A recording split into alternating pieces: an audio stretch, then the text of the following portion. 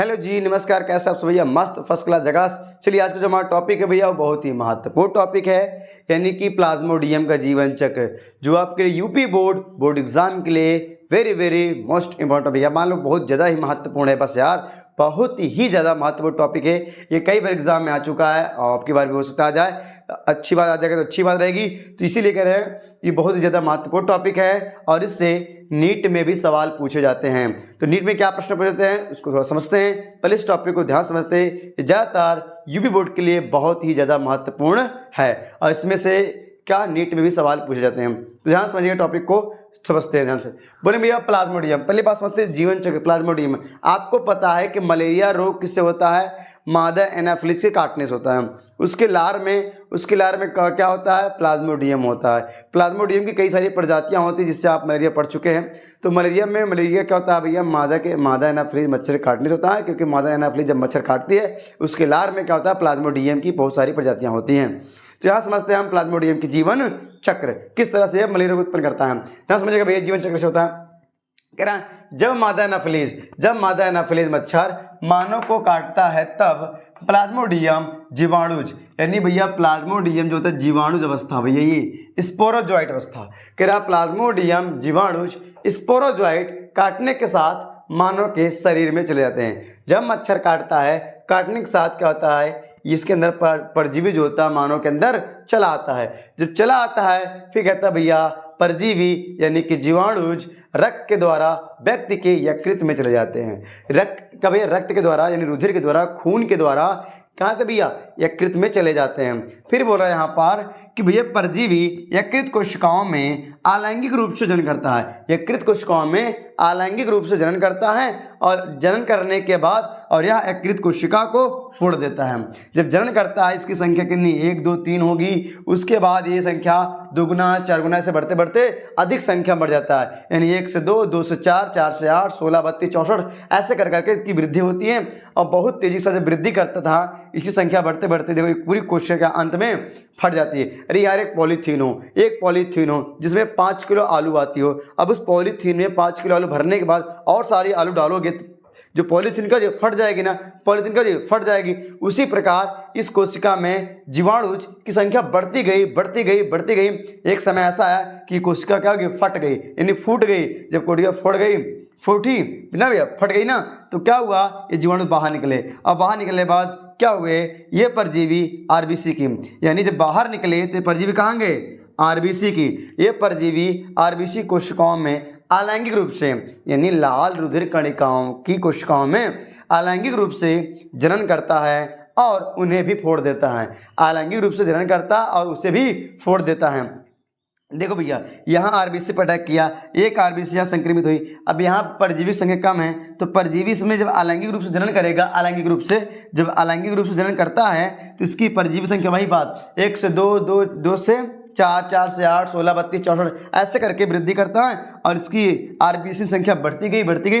अंत में आरबीसी क्या हो गई? फट गई। आरबीसी जब इसकी संख्या ज़्यादा हो गई, आरबीसी को उसका नहीं संभाल पाई तो आरबीसी क्या फट गई। जब आरबीसी फट जाती है तो यह परजीवी दूसरी आरबीसी पे अटैक करता है, यानी बार बार एक आरबीसी संक्रमित करेगा, फिर आरबीसी में अलैंगिक रूप से जनन करेगा, फिर उसे फोड़ देगा। जब आरबीसी फट जाएगी फिर दूसरी आरबीसी को, एक नई आरबीसी को संक्रमित करेगा। इसी प्रकार जब जैसे यहाँ जनन करता है, जब आरबीसी फूटती है उसके फटने के बाद, उससे आरबीसी के फटने के बाद इससे एक टॉक्सिक पदार्थ निकलता है जिसे हम बोलते हैं हीमोजोइन। क्या बोलते हैं भैया? हीमोजोइन। इसको ध्यान से रखना भैया, हीमोजोइन बहुत ही ज़्यादा महत्वपूर्ण है। हीमोजोइन निकलता है जिससे ज्वर, बुखार यानी ठिठुरन तथा अन्य लक्षणों का चक्र क्या होता है? शुरू हो जाता है। किसके निकलने से? हीमोजोइन। अगर कोई पूछेगा बुखार यानी बुखार कब आता है? जब मच्छर काटता है तब, कि जब प्लाज्मोडियम पड़ता है यकृत में तब। तो भैया जब बुखार, ठिठुरन और ज्वर कब आएंगे? जब आरबीसी फटती है, आरबीसी फटेगी और हीमोजोइन पदार्थ निकलेगा तब। हीमोजोइन पदार्थ जब तक नहीं निकलेगा, जहरीला पदार्थ, टॉक्सिक पदार्थ, ये जब नहीं निकलता है तब तक जुकाम बुखार ये नहीं होता। यानी कि जैसे हीमोजोइन आरबीसी फटने पर हीमोजोइन जैसे निकलेगा उसी प्रकार का तुरंत भैया क्या होता है? उसी दौरान हमें ज्वर आता है, यानी ठिठुरन, बुखार और अन्य लक्षणों का चक्र शुरू हो जाता है। कब? जब आरबीसी फटेगी, उसके साथ क्या भैया, यहाँ एक विषैला टॉक्सिक पदार्थ निकलता है जिसका नाम है हीमोजोइन। इसको ध्यान समझिएगा, हीमोजोइन, ये नीट से पूछा गया था। हीमोजोइन एक ये था, एक ये पूछा था कि प्लाज्मोडियम संक्रमित करता है यानी कि मलेरिया रोग उत्पन्न करता है, तो क्या बोलेंगे? प्लाज्मोडियम जीवाणुज यानी कि स्पोरोजाइट। इसी प्रकार यहाँ भी जब तक आरबीसी फटने के बाद क्या निकलता है, कौन सा जहरीला पदार्थ? जब बुखार आता है तो बोलेंगे हीमोजोइन। और जब वापस आते हैं भैया, जब हीमोजोइन निकलता है तो शरीर में क्या होता है भैया, ठिठुरन आती है, बुखार आता है तथा अन्य लक्षणों का चक्र शुरू हो जाता है। आगे समझो भैया, अब देखो यहाँ पे जब आरबीसी संक्रमित हुई, यहाँ आरबीसी संक्रमित हुई, फिर आरबीसी में जो जीवाणु था अलैंगिक रूप से जनन किया, फिर से फोड़ दिया, फिर नई आरबीसी पे अटैक किया, उसके बाद एक क्रिया होती है। तो ये जब आगे होती है क्रिया, आगे देखिए ध्यान से, तो जब यहाँ आता है इसी आरबीसी में प्लाज्मोडियम की जो प्लाज्मोडियम है, जो जीवाणु जो है, उसमें क्या होता है भैया, लैंगिक अवस्था। इसी आरबीसी में क्या होती है, उसकी लैंगिक अवस्था आ जाती है। यानी कि लिखा क्या है, अब आरबीसी की कोशिकाओं में परजीवी लैंगिक अवस्था, परजीवी की लैंगिक अवस्था आ जाती है। परजीवी की लैंगिक अवस्था किसमें? आरबीसी में ही आ जाती है, आरबीसी में ही।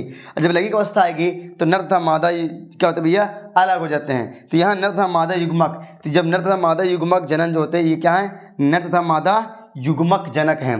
तो ये जब हमारे आरबीसी मिला हुआ है, क्या आरबीसी पूरा फैला हुआ है, आरबीसी जब फैला हुआ पूरे रुधिर में फैला हुआ है, तो जब मच्छर आता है, मादा कोई मच्छर आता है, हमारा जब व्यक्ति का रक्त चूसता है, जब रक्त चूसता है या काटता है, जब रक्त चूस रहा होता है, इसी रक्त में क्या चूसता है, ब्लड चूसेगा। ब्लड में आरबीसी होती है, आपको पता है, आरबीसी डब्ल्यूबीसी, तो आरबीसी चूसेगा। इसी आरबीसी तो इसके युग्मक जनक हैं, हम मनुष्य के आरबीसी में तो युग्मक जनक हैं। जैसे आरबीसी चूसेगा, उसके साथ साथ ये युग्मक जनक भी मच्छर के आमाशय में चला जाएगा। जब मच्छर के आमाशय में चला जाएगा, तो मच्छर के आमाशय में जाएगा तो यहाँ क्या होगा, कि निषेचन और परिवर्धन मच्छर के आमाशय में होता है। तो भैया जो यहाँ युग्मक जनक था, इसमें निषेचन कहाँ होगा, मच्छर की आमाशय में। ध्यान रखिएगा, निषेचन कहाँ हो रहा है, किसका, इसका प्लाज्मोडियम का जनन निषेचन कहाँ हो रहा है, मच्छर की आमाशय में। निषेचन और परिवर्धन मच्छर के आमाशय में होता है, निषेचन भी होता है और मच्छर के आमाशय में परिवर्धन भी होता है। अब आगे देखिएगा, जब जनन यहाँ हो जाता है यानी निषेचन हो जाता है, आगे देखिएगा यहाँ बोलेंगे कि भैया परजीवी की परिपक्व अवस्थाएं मच्छर की आंत से निकलकर, परजीवी की जो परिपक्व अवस्था होती है वह आंत से निकलकर मच्छर के लार ग्रंथियों में चले जाते हैं। आंत से निकलकर कहाँ जाएंगे, मच्छर की लार ग्रंथि में जाएंगे। तो ये क्या है, ये लार ग्रंथि है। क्या है भैया, लार ग्रंथि है। ये क्या है, लार ग्रंथि। ये क्या है, लार ग्रंथि हैं। ये सब क्या है, ये सब जीवाणुज हैं। क्या है भैया, जीवाणुज हैं। ये सब क्या है, जीवाणुज हैं। लार ग्रंथि से निकलेंगे, और जब लार ग्रंथि से निकलते हैं, जब मच्छर काटा, रस को चूसा, जो खून को रुधिर को चूस रहा होता है, तो इससे आरबीसी के साथ साथ युग्मक जनक भी इसके अंदर मच्छर में चले जाते हैं। फिर मच्छर के आमाशय में निषेचन होता है परजीवी का, और उसका परिवर्धन भी होता है। फिर ये क्या करेंगे, परजीवी परिपक्व अवस्था जब आती है,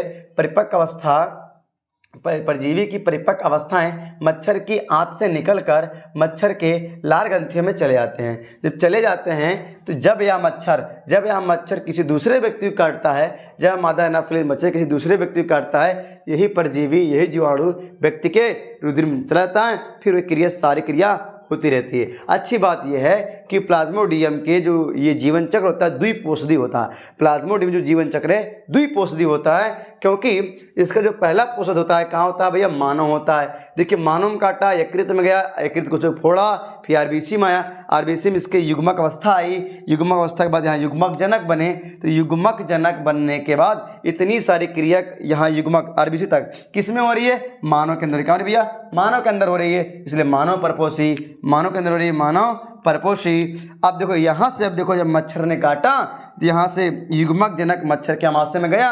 अब इतनी क्रिया किस में हो रही, मच्छर के अंदर। निषेचन कहाँ हो रहा है, मच्छर के अंदर। परिवर्धन कहाँ हो रहा है, मच्छर के अंदर। और यहाँ लार ग्रंथि में कहाँ से आया, मच्छर के अंदर। यानी इतनी जो क्रियाएं हैं, मैं लिखा हूँ यहाँ पे सारी क्रिया मच्छर के अंदर हो रहा है। यानी निषेचन और परिवर्धन मच्छर के आमाशय में, और सारी क्रिया जो होती है मानव के रक्त में हो जाता है, मानव के अंदर हो जाता है। इतना हो गया। इसलिए प्लाज्मोडियम द्विपोषी होता है। इससे सबसे बढ़िया बात यही है कि ये द्विपोषी होता है। इनका पहले मानव परपोषी, दूसरा मच्छर पर चाहिए। ठीक है, ये हो गया प्लाज्मोडियम का जीवन चक्र कंप्लीट। ठीक, इतना आप ले लीजिए, बहुत ही ज़्यादा महत्वपूर्ण टॉपिक है। लीजिए स्क्रीनशॉट।